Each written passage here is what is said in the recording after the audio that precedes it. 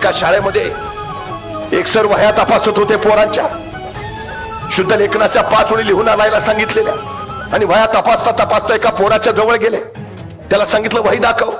पोरग उभा राहिलं. म्हटलं गुरुजी वही घरी राहिली. गुरुजी म्हणजे हात पुढं कर.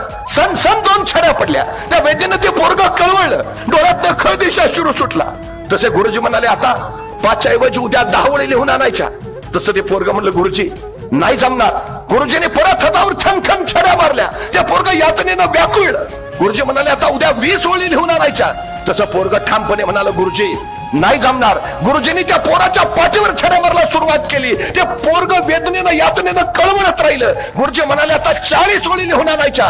पोरग ठामपणे म्हणाल गुरुजी नाही जमणार. मग मात्र गुरुजीच हतवल झाले. त्यांनी पोरला विचारलं अरे तुझ्या भल्यासाठी सांगतोय. शुद्ध लेखनाच्या ओळी रोज लिहिल्या तर अक्षर सुधारेल. अक्षर सुधारलं तर मार्क चांगले पडतील.